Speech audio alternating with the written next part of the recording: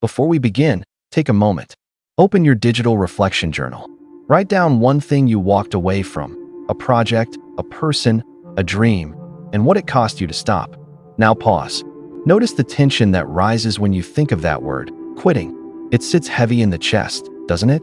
Like a confession, not a decision. We are taught to despise endings, to equate stillness with failure, to believe that if we had just tried a little harder, we would have made it. But what if your brain knows something your ego doesn't? What if the impulse to quit isn't weakness, but a form of ancient intelligence, quietly trying to keep you alive? This isn't a manifesto for laziness. It's an exploration of how your biology negotiates survival, not through endless striving, but through timely surrender. Let's begin. In every culture, we glorify persistence. The hero who never gives up, the underdog who pushes through the pain. We make films about grit, not grace. Yet deep within the mind, another narrative runs quietly, the neural code of stopping. Psychologists call it the goal disengagement system, the mind's ability to detach from unattainable pursuits and reallocate energy elsewhere. In theory, it sounds rational. In practice, it feels like shame.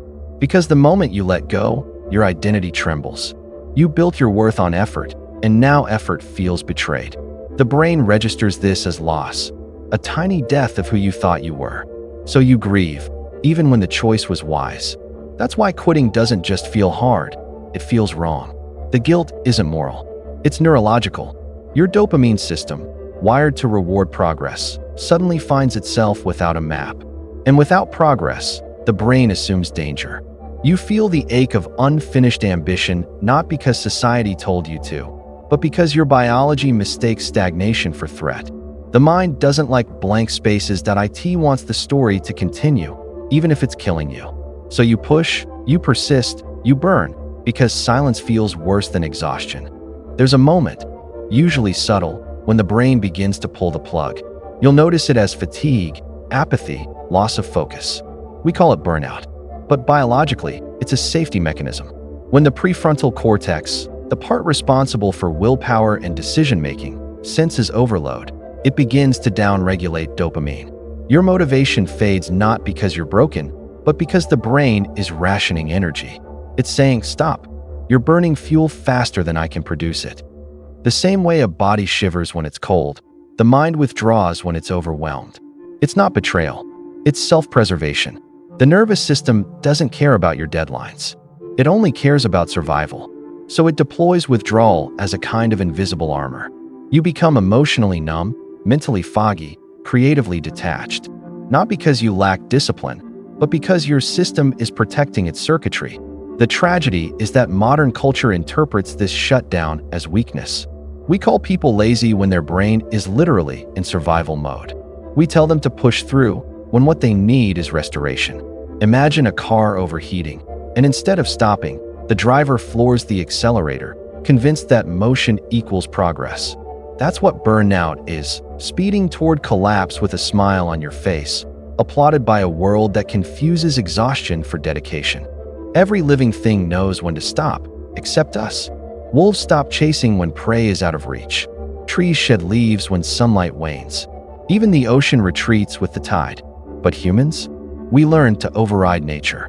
We invented ambition, a beautiful, dangerous tool. We built cities from deserts and rockets from dust. But somewhere along the way, we began to fear stillness more than failure. The instinct to give up is not a defect. It's a form of environmental wisdom. Our ancestors evolved it to preserve energy when conditions turned hostile. If the hunt failed, they rested. If the season changed, they adapted. This pattern is still encoded in you.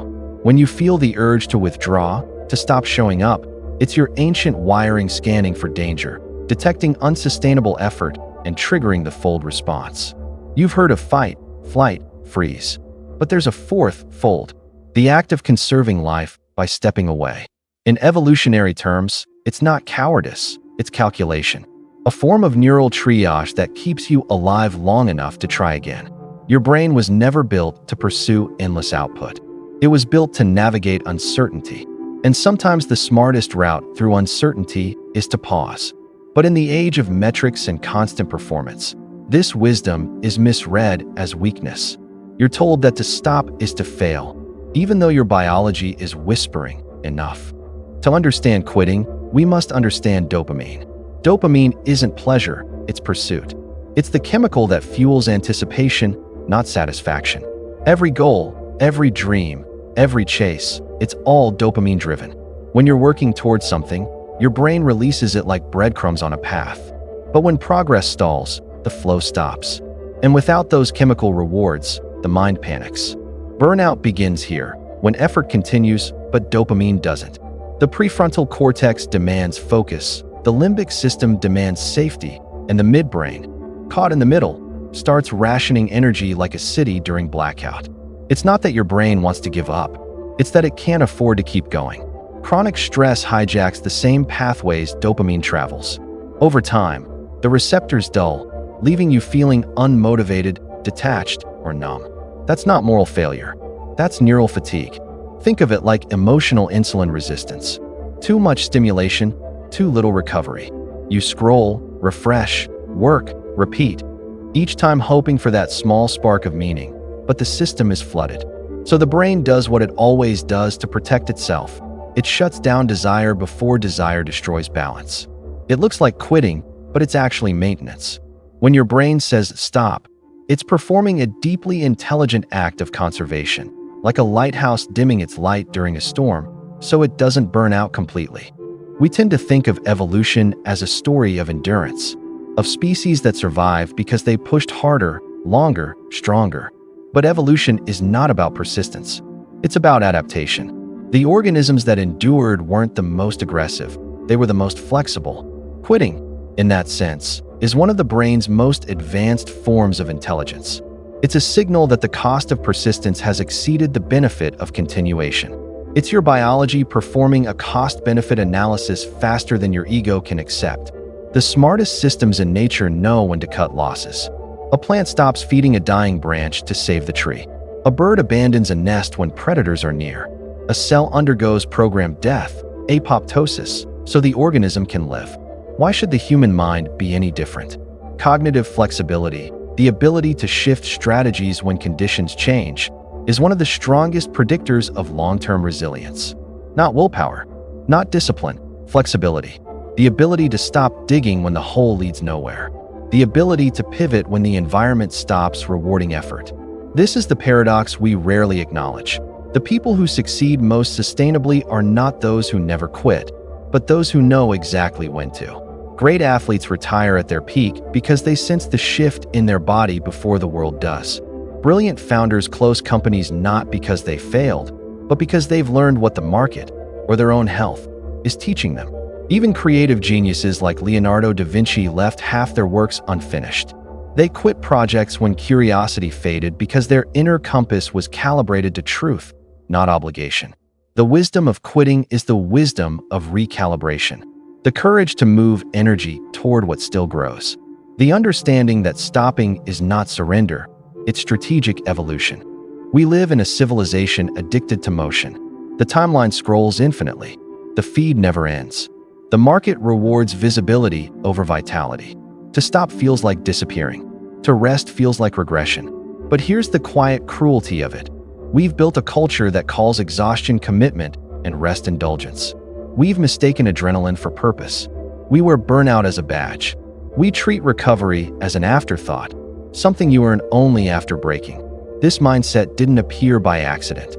It was designed by economies that measure worth in output and algorithms that monetize attention. The result is a nervous system stretched thin by comparison and constant stimulation. Every scroll, every notification, every reminder that someone else is doing more. It keeps your dopamine system in a state of anxious anticipation. You're never fully here because the next thing always feels urgent. But the truth is, most people aren't tired because they've done too much. They're tired because they've done too little that actually matters. Rest isn't the absence of ambition. It's the reorientation of it. The guilt of rest comes from misidentifying stillness as loss. But rest is where your brain performs its most vital repairs: neuroplasticity, memory consolidation, emotional integration. Every system in your body depends on cycles of activity and recovery. Without rest, effort becomes noise. You can't build a meaningful life in constant acceleration. You can only survive it, and that's not the same as living. So when you feel guilty for slowing down, remember, the guilt isn't moral.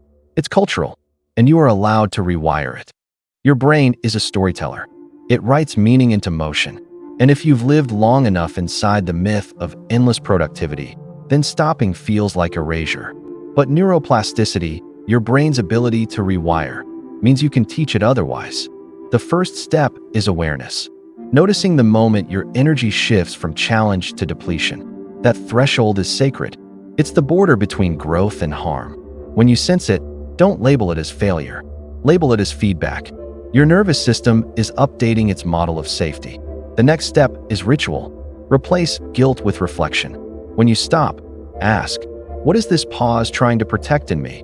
What truth is this exhaustion revealing? Write it down. Naming sensations turns raw emotion into data the brain can integrate. Then, consciously rebuild your reward system. When you rest, don't see it as recovery from work. See it as part of work, the interval that allows meaning to consolidate. Train your mind to find pleasure in the pause. Reward yourself not for endurance, but for alignment. Over time, the brain rewires its dopamine responses. You begin to crave restoration as much as achievement. You stop chasing completion and start cultivating clarity. This is how you reprogram your inner safety mechanism. By teaching your biology that peace is productive, you'll notice that decisions become cleaner. Focus deepens. Anxiety softens. The system trusts you again. And when it trusts you, it no longer has to scream, stop. It can whisper, and you'll listen. At some point in every journey, there comes a moment, quiet, almost invisible, when continuing becomes a form of self-abandonment. That's the moment most people miss. They confuse momentum with meaning. They keep walking long after the path has ended, because turning back would feel like admitting defeat. But the truth is, endings are not exits. They are evolutions in disguise. Every ending holds an unseen inheritance, energy, wisdom, perspective, waiting to be reclaimed. Stopping takes courage because it demands faith in the unseen. You have to believe that letting go doesn't erase progress, it transforms it. The greatest lives are not built by those who never stop, but by those who know how to pause, reflect, and begin again, differently. So when you feel the weight of quitting pressing against your chest, remember, your brain is not sabotaging you. It's saving you. It's calling you back to equilibrium, back to clarity, back to the deeper rhythm of survival that built every civilization before this one. Stopping isn't giving up. It's giving space for new ideas, new desires, new directions to emerge. If persistence is movement through the world, then quitting, when done consciously, is movement within it. It's the moment you stop performing strength and start embodying wisdom. If you want to explore what this means in your own life, open your Deep Dive Companion PDF. Inside, you'll find exercises designed to help you map your quitting patterns to separate fear from fatigue and clarity from collapse. These are not productivity tools. They're restoration tools to help you rebuild trust with the part of you that already knows when enough is enough. Because in the end, the mind doesn't fear quitting. It fears what comes after. The silence, the unknown, the identity that dissolves when motion stops. But that silence is not empty. It's the sound of your nervous system exhaling. It's the doorway through which every new chapter quietly begins.